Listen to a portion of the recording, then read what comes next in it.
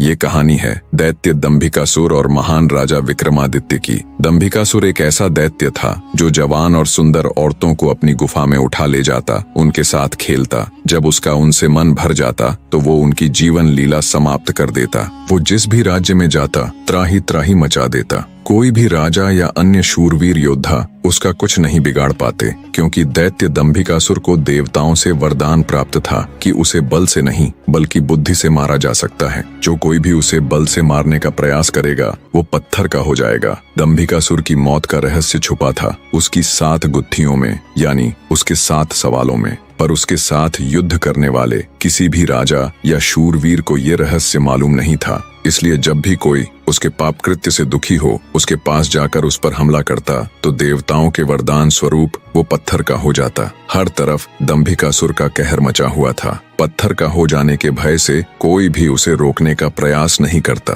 पर कहते हैं ना, जब पाप का घड़ा भर जाता है तो उसके भी फूटने का समय आ ही जाता है। हर जगह अपनी मनमानी कर एक दिन दैत्य दंभिकासुर ने उज्जैन नगरी की तरफ रुख किया। उज्जैन नगरी के ऊपर उस समय महान राजा विक्रमादित्य का शासन था। महाराज विक्रमादित्य न केवल बलशाली थे बल्कि वे बहुत बुद्धिमान भी थे। उन्हें हर प्रकार के कौशल में महारत हासिल थी।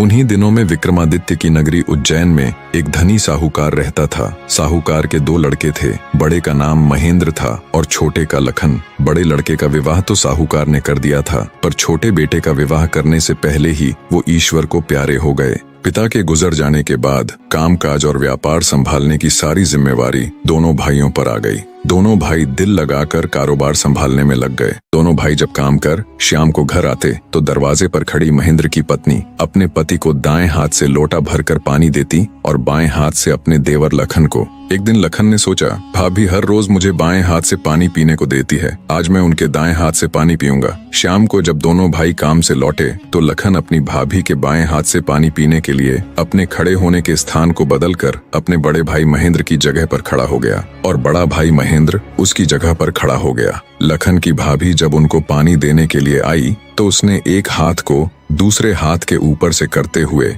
दाएं हाथ का लोटा अपने पति को दे दिया और बाएं हाथ में पकड़ा हुआ लोटा लखन को दे दिया। ये देख, लखन बोला, भाभी आज मैंने भैया के स्थान पर खड़ा होकर सीधे हाथ से दिया हुआ पानी पीना चाहा, परंतु आपने अपने हाथों को बदलते हुए मुझे बाएं हाथ से ही पानी दिया। आप मुझे बताएं, आपने ऐसा क्यों किया?